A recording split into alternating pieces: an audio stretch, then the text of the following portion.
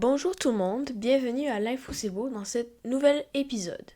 Je m'appelle Thomas Montigny et je vais vous parler du relancement du Parti libéral du Québec, qui est en constant déclin depuis que Dominique Anglade, son ancienne chef, a quitté son poste de chef du parti et que Marc Tanguay, chef par intérim, son mandat s'est terminé et que maintenant les membres du parti se chicanent pour dire non, toi tu vas te présenter pour devenir chef, oh non, toi tu peux pas, toi tu peux pas.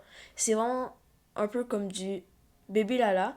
Donc on se moque surtout de ces partis-là, mais aujourd'hui, ils ont partagé à plusieurs journaux du Québec un rapport qu'ils ont fait à l'aide de comités qui vont un peu aider à relancer le Parti québécois, le Parti libéral et un peu de changer la vision des Québécois par rapport à ce parti-là et un peu renouveler leurs idées et lancer plein de promesses en l'air, mais qu'on ne sait pas s'ils vont vraiment se réaliser. Puis dans cet épisode, je vais vous faire part de tout ça.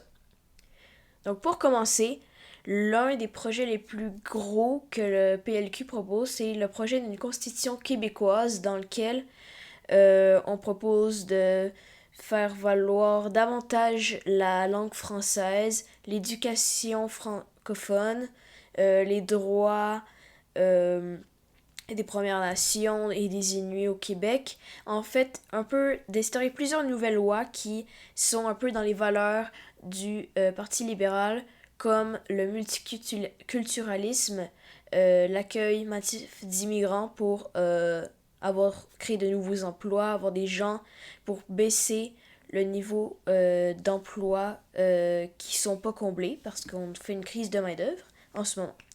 Il y a aussi un autre gros projet que je trouve que c'est très intéressant de voir ça, mais en même temps, c'est des promesses qui nous donnent à l'air. On ne sait pas si ça va se réaliser vraiment, mais c'est le contrôle de l'immigration temporaire pour le Québec. Il propose de négocier avec Ottawa, donc le gouvernement fédéral, temporairement, pendant un petit bout de temps, que le Québec se gère par lui-même son immigration avec des critères de où les immigrants peuvent venir, c'est quoi les obligations qu'ils doivent avoir pour venir au Québec et post-arrivée au Québec. Donc après qu'ils soient arrivés, il faut qu'ils savent parler français, en combien de temps, il faut qu'ils aient obtenu la nationalité en combien de temps, un emploi et tout ça. Ils veulent aussi, ça je pense que c'est les trois projets les plus importants, transformer le Sénat. Donc le Sénat, c'est l'une des chambres au Canada. Il y a la Chambre des communes et le Sénat.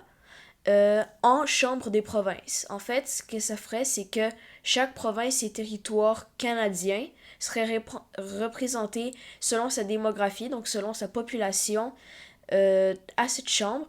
Et je trouve que c'est une bonne idée parce que ça permettrait à chaque province de mettre son mot à dire dans chaque décision et aussi que chacun puisse participer un peu aux décisions fédérales à la place que ce soit, par exemple, seulement discuter autour de la Chambre des communes et ensuite au Sénat. Je pense que c'est vraiment une bonne idée afin que le Québec ait vraiment une plus grande place au niveau fédéral, ait une plus grande influence, un plus grand pouvoir.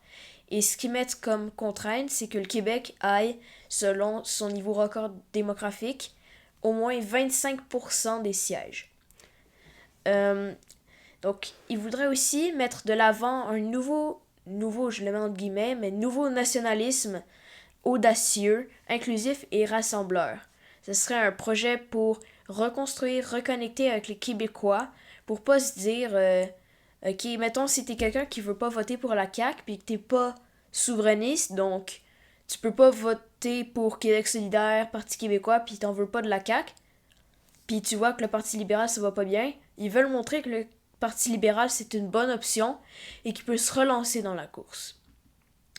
Ils veulent aussi mettre vraiment de l'avant la laïcité de l'État, mais vraiment je trouve que c'est très important de faire valoir les droits et les partenariats avec les Premières Nations et les Inuits. Et d'ailleurs, c'est ça qu'ils proposent justement dans leur rapport qui a été fait dans un comité. Ils vont vraiment mettre de l'avant les droits, l'opinion, les intérêts des Premières Nations et ceux des nouveaux arrivants. Donc, ils vont vraiment créer des lois pour ça. Ils veulent aussi remettre en question et améliorer en profondeur l'enseignement du français en y mettant aussi des mesures fortes comme ça. On voit justement que le français est en déclin justement ces temps-ci au Québec. Donc, je trouve que c'est vraiment important que l'éducation du français à l'école soit plus importante et qu'on revoie un peu les priorités du ministère de l'Éducation en termes de connaissances à acquérir en français. De plus, je trouve que ce rapport va vraiment les aider à obtenir une nouvelle image et à se relancer dans la course.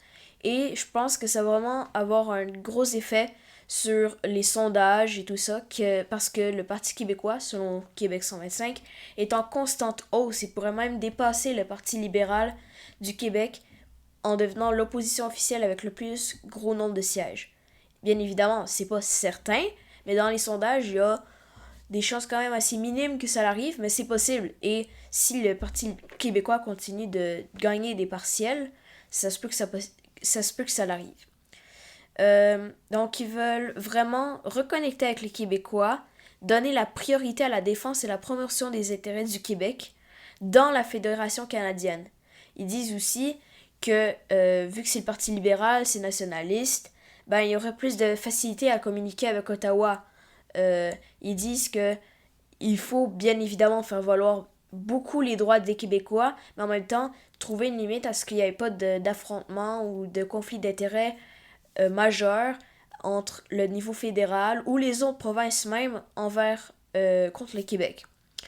Ils veulent aussi modifier le texte fondateur du Canada, qui dit bien évidemment que les deux langues officielles c'est le français et l'anglais, mais ils voudraient que l'accent sur le français soit plus important, qu'on dise que le Québec c'est une nation, un peuple qui diffère mais de la culture canadienne, du peuple canadien, mais que ça fait quand même partie de la Fédération canadienne. Il voudrait aussi... maintenant, je vais vous dire des projets, des pistes de réflexion, en fait, que le parti propose. Donc, il propose d'adopter des lois sur l'inflation et sur l'accessibilité au logement. Bien que c'est des enjeux qui touchent profondément le Québec et le Canada, je pense que chaque parti proposerait ça. Ils veulent aussi instaurer des nouveaux modes de scrutin. Je trouve que c'est un enjeu, une revendication qui revient beaucoup dans les partis d'opposition contre la CAQ, parce que la CAQ veut bien évidemment pas changer ça, parce que ça va peut-être lui faire perdre des sièges. Mais le PQ, QS et le PLQ veulent tous changer le mode de scrutin, soit par proportionnel, non proportionnel ou même préférentiel. Donc, il y a aussi promouvoir l'idée d'un revenu minimum d'activité du gouvernement.